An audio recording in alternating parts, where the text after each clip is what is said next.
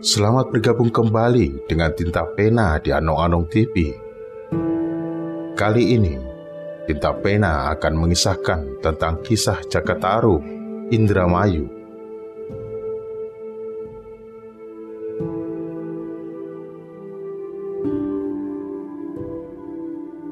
Di wilayah Kabupaten Indramayu, Jawa Barat, di sana terdapat sebuah desa yang bernama Penganjang. Desa Penganjang ini masuk dalam wilayah Kecamatan Sindang yang juga masuk dalam zona Indramayu Kota atau pusat pemerintahan Kabupaten Indramayu. Desa Penganjang sendiri, menurut mitologinya, didirikan oleh seorang yang bernama Ki Penganjang.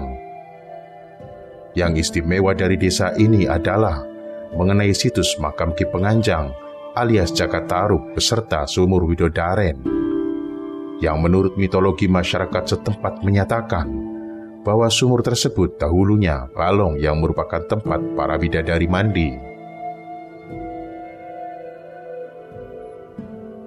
Nama Penganjang sendiri, menurut mitologinya, berasal dari kata anjang-anjang atau semacam bale atau ranjang yang terbuat dari bambu, di mana tempat itu dahulunya digunakan oleh Ki Penganjang untuk membaringkan anak hasil perkawinannya dengan bidadari.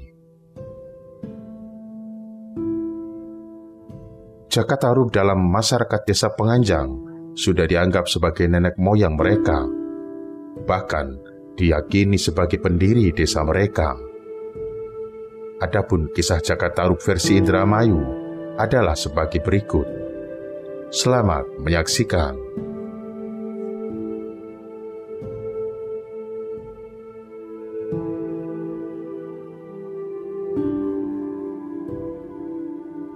Pada zaman dahulu, ada seorang pemuda yang mempunyai keinginan untuk menjadi seorang pengembara.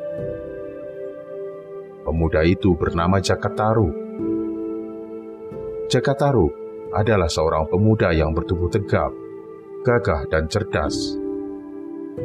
Demikianlah pengembaraan Jakatarup dari waktu ke waktu ditempuhnya dengan penuh ketenangan dan ketabahan, meskipun banyak mengalami rintangan. Diceritakan, Jakatarup berasal dari Solo.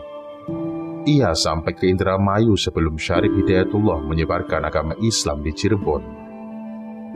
Karena takdir yang maha kuasa, maka Jakatarup akhirnya sampai ke suatu tempat yang menjadi kisah tak terlupakan, terutama bagi orang-orang Indramayu.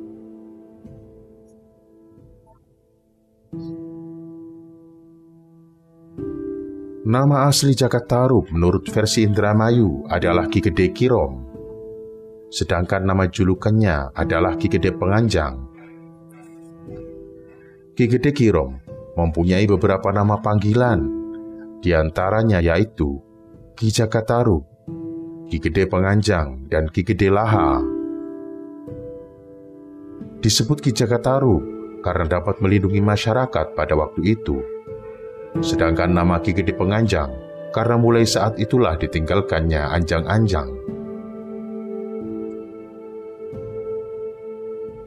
Di tempat pengembaraannya itu, Jakatarup menemui beberapa bidadari yang sedang bersukaria sambil mandi di sebuah telaga yang bening airnya. Tempat itu bernama Sumur Kerapiak. Melihat kejadian itu, Jakatarup berkeinginan untuk menyaksikan lebih dekat agar lebih jelas siapa bidadari-bidadari itu. Ia mulai mengintai dari balik pepohonan yang ada di sekitar sumur. Setelah bidadari itu puas bermain, maka pulanglah mereka ke kayangan atau langit. Tetapi salah satu dari mereka itu tidak dapat terbang karena baju antakusumanya hilang. Jakatarup senang melihat bidadari itu tidak dapat pergi.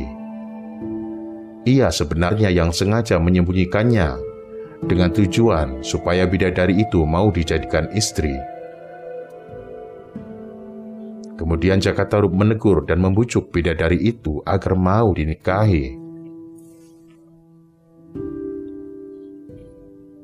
Setelah permintaan Jakatarub itu dipenuhi, maka sejak saat itu mereka menjadi sepasang suami istri yang bahagia. Dari istrinya itu, Jakatarub dikaruniai seorang anak yang diberi nama Antasangin. Di Banten, Jakatarub berputra seorang lagi bernama Ki Gede Bagong. Pada suatu hari, istrinya ingin pergi memandikan anaknya ke sungai. Pada waktu itu, periuk atau tempat menanak nasinya masih terpanggang di atas api. Sebelum pergi, bidadari Nawangwulan atau istri Jakatarub berpesan kepada suaminya agar sekali-kali tidak membuka tutup periuk itu. Tetapi sebaliknya, sang suami itu merasa penasaran akan rahasia di balik larangan tersebut dan ingin membuka tutup periuk itu. Setelah dibuka, terlihat di dalamnya ada padi yang masih bersatu dengan tangkainya. Sesampainya di rumah, istrinya tahu bahwa suaminya telah membuka tutup periuk itu. Ia berkata kepada suaminya dengan nada kesal, "Mulai sekarang, buatlah lesung atau alat menumbuk padi dengan alunya untuk menumbuk padi. Karena padi itu tidak dapat ditanak dengan kulit dan tangkainya, sebab kau telah membuka tutup periuknya tadi." Demikianlah si istri tiap hari mengambil padi di lumbung untuk ditumbuk. Isi lumbung itu pun makin lama makin sedikit hingga hampir habis. Pada suatu hari, si istri pergi mengambil padi lagi seperti biasa. Tetapi dengan tak disangka-sangka, ditemukannya baju antakusumanya yang hilang. Mulai saat itulah, Nawangwulan timbul keinginan untuk kembali ke kayangan. Jakatarub sang suami bertanya, "Jika engkau kembali ke langit, bagaimana dengan anak kita yang masih kecil dan masih menyusui ini? Apakah kau tega meninggalkannya?" Nawangwulan menjawab, "Apa boleh buat, aku harus pergi." Kemudian istrinya berpesan, jika nanti dia pergi ke langit, Jakatarub harus membuat anjang-anjang yang dirambati tanaman labu putih.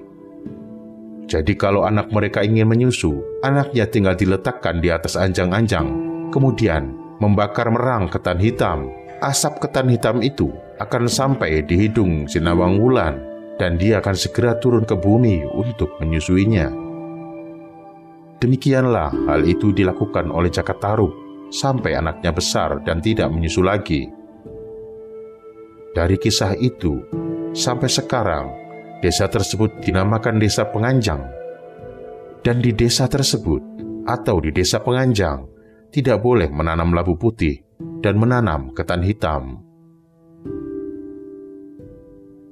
Demikian kisah Jakatarub Indramayu dari tinta pena.